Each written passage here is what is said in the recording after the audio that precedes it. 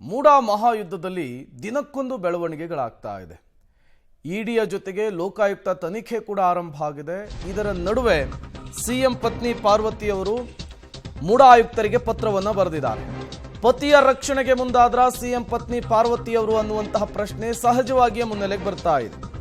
MUDA site ಹಿಂತಿರುಗಿಸುವುದಾಗಿ CM ಪತ್ನಿ ಪಾರ್ವತಿ ಅವರು ಪತ್ರದ ಮೂಲಕ ಘೋಷಣೆ ಮಾಡಿದ್ದಾರೆ. ಹೈಕೋರ್ಟ್ನಲ್ಲಿ ಹಿನ್ನಡೆಯಾದಾಗಲೂ ಕೂಡ ಸೈಟ್ ವಾಪಸ್ ಬಗ್ಗೆ ನಿರ್ಧರಿಸಿರಲಿಲ್ಲ. ಲೋಕಾಯುಕ್ತ ತನಿಖೆಗೆ ಆದೇಶ ಆದಾಗಲೂ ಕೂಡ ಈ ಬಗ್ಗೆ ನಿರ್ಧರಿಸಿರಲಿಲ್ಲ. ಇಡಿ ಎಂಟ್ರಿ ಆದ ಕೂಡಲೇ ಅಂದ್ರೆ ಜಾರಿ ನಿರ್ದೇಶನಾಲಯ ಎಂಟ್ರಿ ಆಗ್ತಾ ಇದ್ದ ಹಾಗೆ ಸೈಟ್ ವಾಪಸ್ ಮಾಡುವಂತಹ ನಿರ್ಧಾರವನ್ನ ಪ್ರಕಟ ಮಾಡಿದ್ದಾರೆ ಸಿಎಂ ಪತ್ನಿ.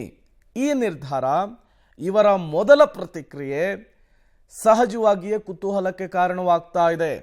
ಬೀಸೋ ದೊಣ್ಣೆಯಿಂದ ತಪ್ಪಿಸಿಕೊಳ್ಳುವುದಕ್ಕೆ, ಸಿಎಂ ಸಿದ್ದರಾಮಯ್ಯನವರನ್ನ ರಕ್ಷಣೆ ಮಾಡುವುದಕ್ಕೆ ಪಾರ್ವತಿಯವರು ಮುಂದಾದ್ರ ಅನ್ನುವಂತಹ ಪ್ರಶ್ನೆಯನ್ನ ಹುಟ್ಟು ಹಾಕ್ತಾ ಇದೆ. ಸಿಎಂ ಸಿದ್ದರಾಮಯ್ಯನವರ ರಾಜಕೀಯ ಜೀವನದಲ್ಲಿಯೇ ಈ ಸೈಟ್ ಫೈಟ್ ಅನ್ನೋದು ಕಪ್ಪು ಚುಕ್ಕೆ ಆಗ್ಬಿಟ್ಟಿದೆ. ಅತಿ ದೊಡ್ಡ ಕಾನೂನು ಸಂಘರ್ಷವನ್ನ ಎದುರಿಸಬೇಕಾದಂತಹ ಸಂದಿಗ್ಧ ಪರಿಸ್ಥಿತಿಯನ್ನ ತಂದಿಟ್ಟಿದೆ.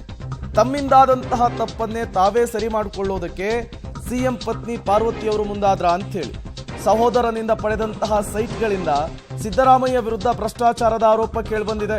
ಸುದೀರ್ಘ ರಾಜಕೀಯ ಜೀವನದ ಸಂಧ್ಯಾ ಕಾಲದಲ್ಲಿರುವಂತಹ ಸಿದ್ದರಾಮಯ್ಯನವರಿಗೆ ಸ್ವಜನ ಪಕ್ಷಪಾತದ ಆರೋಪ ಫೇಸ್ ಮಾಡಬೇಕಾಗಿದೆ. ಸೈಟುಗಳನ್ನು ವಾಪಸ್ ನೀಡುವ ಮೂಲಕ ವಿವಾದಕ್ಕೆ ತೆರೆ ಎಳೆಯುವಂತಹ ಪ್ರಯತ್ನ, ಭಾವನಾತ್ಮಕ ಪತ್ರ ಬರೆಯುವ ಮೂಲಕ ಸೈಟ್ ಅನ್ನು ಮರಳಿಸಲು ನಿರ್ಧಾರ ಮಾಡಿದ್ರ ಪಾರ್ವತಿಯವರು. ತಮ್ಮಿಂದ ಸಿದ್ದರಾಮಯ್ಯ ರಾಜಕೀಯ ಜೀವನದಲ್ಲಿ ಕಪ್ಪು ಚುಕ್ಕೆ ಉಳಿಯಲಿದೆ ಅನ್ನುವಂತಹ ನೋವು ಅವರಿಗೆ ಕಾಡ್ತಾ ಇದೆಯಾ? ಈ ರೀತಿಯ ಹಲವು ಪ್ರಶ್ನೆಗಳು ಅವರು ಬರೆದಿರುವಂತಹ ಪತ್ರದಿಂದ, ಅವರು ತೆಗೆದುಕೊಂಡಂತಹ ನಿರ್ಧಾರದಿಂದ ಸಹಜವಾಗಿಯೇ ಮುನ್ನೆಲೆಗೆ ಬರ್ತಾ ಇದೆ. ಬಟ್ ಅವರು ಬರೆದಿರುವಂತಹ ಪತ್ರವನ್ನ ಈಗ ಎಕ್ಸೆಪ್ಟ್ ಮಾಡಲಾಗುತ್ತಾ? ಅದನ್ನು ಸ್ವೀಕಾರ ಮಾಡಿದ್ದೇ ಆದರೆ ಆಯುಕ್ತರು ಯಾವ ರೀತಿಯ ಬೆಳವಣಿಗೆಗಳಾಗುತ್ತೆ? ತನಿಖೆ ಅದಾದ ಮೇಲೆ ಕಾನೂನು ಸಂಘರ್ಷ ಇವೆಲ್ಲವೂ ಕೂಡ ನಿಂತು ಹೋಗುತ್ತಾ? ಸಹಜವಾದಂತಹ ಪ್ರಶ್ನೆಗಳು. ಒಂದು ಕಡೆ ಕೋರ್ಟ್ನಲ್ಲಿ ಕೇಸ್ ನಡೀತಾ ಇದೆ, ತನಿಖೆಗೆ ಕೋರ್ಟ್ ಆದೇಶ ಕೊಟ್ಟಿದೆ, ಇಡಿ ಎಂಟ್ರಿ ಆಗಿದೆ. ಇಂತಹ ಸಂದರ್ಭದಲ್ಲಿ ನನಗೆ ಸೈಟ್ ಬೇಡ, ವಾಪಸ್ ತಗೊಳ್ಳಿ ಅಂಥೇಳಿ ಆಯುಕ್ತರಿಗೆ ಬರೆದಿರುವಂತಹ ಪತ್ರ ಎಷ್ಟು ಮಾನ್ಯತೆಯನ್ನು ಪಡೆದುಕೊಳ್ಳುತ್ತೆ?